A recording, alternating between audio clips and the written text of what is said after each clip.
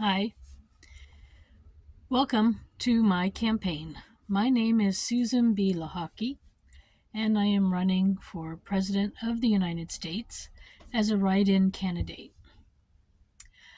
I am talking today, right now, to bring you up to date with what's going on in my campaign and to go over, it's to go over some terminology again.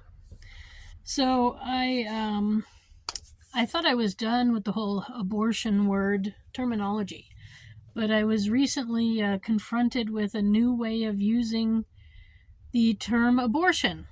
So for some people, especially in the younger group, abortion is also to take that Plan B pill or whatever, to take a pill, and then you abort the pregnancy. So that's whatever happens. So for me, that's a miscarriage, but a chemically induced miscarriage. So I would put that under medical miscarriage. It's not an abortion. It's a medical miscarriage. So I think we need to get the wording proper because what's abortion for one is not abortion for another, and so on. So it's getting very confusing.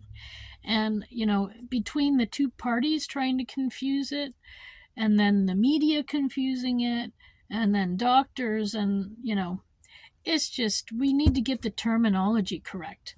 So that would be a medical miscarriage, in my opinion. So it's not really an abortion. An abortion is the operation that you get. Then there's termination of pregnancy when you don't want to be pregnant anymore. You terminate your pregnancy. You can do the medical miscarriage, which is the pill to take to end the pregnancy. Then there is an abortion, to remove it from inside of you. Then there is birthing it. There's early, premature birth. Birthing can be induced at any time during a pregnancy, I believe. And then, but then it might follow up with an abortion, the operation to go in and remove whatever might be left inside. So there are various ways of terminating a pregnancy. And as we discussed earlier in previous videos on this topic, because once the embryo, embryos are not really viable so far, if they're placed maybe directly into somebody else immediately upon removal, maybe it could work. And that could be something that's already been done or practiced, and it's in the background and we don't know about it. But then fetuses, they have a chance at survival in certain situations. They normally 7 months is the where you have success. So 6 months maybe, but 7 months, yes, and beyond is a time where you could birth a baby and have it survive in an incubator, with help. So with that said, a woman can go in at any time and terminate her pregnancy. And that we have all these different ways of doing it. Now, the problem with taking a pill for medical miscarriage is that it's technically poison. And so, is the doctor allowed to prescribe you poison? That's the question. I don't know how healthy it is, too. And if you were to take it on a regular basis, let's say once a month for 12 months, I don't know what it might do to you. So I don't think it's really a practical solution to birth control whatsoever, because it is poison. But what people really need to realize is that most pregnancies, over 50%, and it's actually more like 60, high 60s, 70% of pregnancies end in a natural miscarriage. So just because you're pregnant doesn't mean it's going to continue. It just means that maybe the test you did is reading positive, but in a couple of days you're going to miscarry. And so the problem is gone, right? So, depending on who and what and how you want things to go with your pregnancy, there are these little divisions of choice. And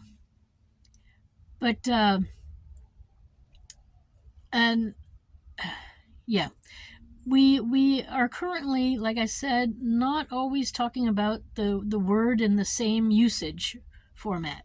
So I think there's like, if you're pregnant, the first stage is you might miscarry. And there's natural miscarriage, and then there's medically induced miscarriage. Then as you move along, then it has to somehow be removed. So then there are three options. There's the abortion, so medical abortion. Then there is the premature birth option.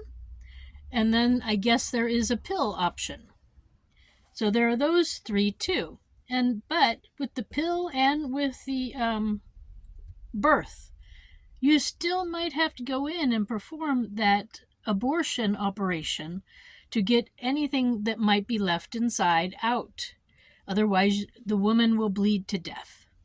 So these are another stage of what might be possible. Then there was a different sort of abortion, a late stage medical abortion that was that got the most criticism because of how it has to happen. And so this is where I think that one needs to go away, because it's dangerous for everyone, not only the fetus or the embryo or the fetus, but it's also dangerous for the mother. So it's best to get rid of that later abortion technique, and then move to a early birth. So you would induce the labor, and then the baby would come out. It probably would be, like I said, an embryo has really no chance. The early fetus also, it has to be, like 6.5, 7 months is really where the earliest success rate is. But so prior to those months, if you are terminating your pregnancy, if that's your point, then I would recommend inducing labor, and then going in, if necessary, and having the physical operation of abortion to make sure the placenta and everything is out.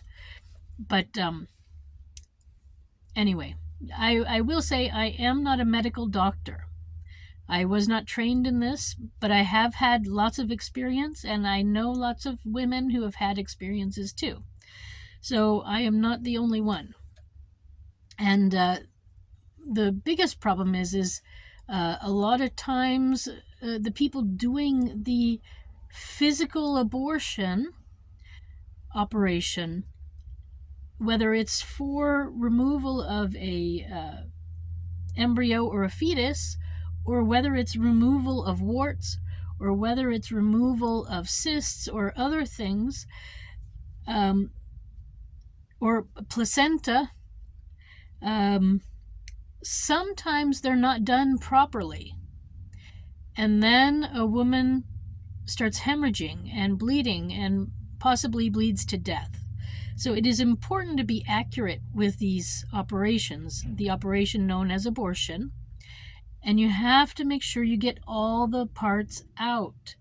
And this is where it becomes critical and crucial. And it's not probably easy sometimes. If it's a cyst, it's of course easy. If it's a wart, it's of course easy. Or precancerous cells, it's easy. Or even cancer, it's easy. But in other cases, it might not be easy. But professionals are trained at doing these difficult tasks, and they can do it professionally. And instead of maybe having everyone be able to do this operation, maybe we need to restrict it to a certain amount of people in a state or in a city, so that we know that the care is proper and good, and that we won't lose the woman. Because sometimes the woman is already a mother. And if we lose her, then her children lose a mother. The husband might lose a wife. And certainly her parents and everybody else, neighborhood, will lose a person, a citizen. So this is not what we want. We want citizens alive. We want mothers alive to care for their kids. And this is important to do an accurate job when you perform a medical abortion. So anyway, to recap, we have those three things. Then we have premature or early birth or induced birth, induced labor, induced birth. And then we have, going full term or going almost full term. Then you have the choice of, if you don't want the baby, or if you don't want the fetus, or if you don't want the embryo, you can give it away anonymously. You can give it up for adoption, where you will be recorded as the birthing person or birthing woman. And then the other option is to just keep it and have it and raise it. And then you are the real mother of record, of course, and it's yours to have and to hold and to love as much as you want. So these are the various stages of various wording that I would recommend using, actually, for the various stages of pregnancy and operations that can be done, and then whatever different levels of techniques that are possible. There might even be other techniques that I've missed. So I would welcome any answers that you might have to help me help the public know what we're talking about. So for some people who say they're pro-abortion, they're talking about Plan B pill or whatever, the medical miscarriage pill that is given, or series of pills that are given. And I explained what the problem with that might be. So, user beware. We know sometimes doctors and medical people, they have more profit in mind than they do your health. So just buyer beware on that one. Yeah. So I don't think I can add more to this, but if you have some ideas, please leave them in the comments and I'll do my best to get back to you. Thank you very much. I wish you a nice day wherever you are. I am Susan B. Lochocki, also known as Susan Buchser-Lochocki. You can write my name in November, however you want. And my website is susan4usa.com. That's Susan, the number 4, USA.com. And you can find out how I'm already working for you at this time. So thanks for stopping by, and I wish you a nice day wherever you are. Bye for now.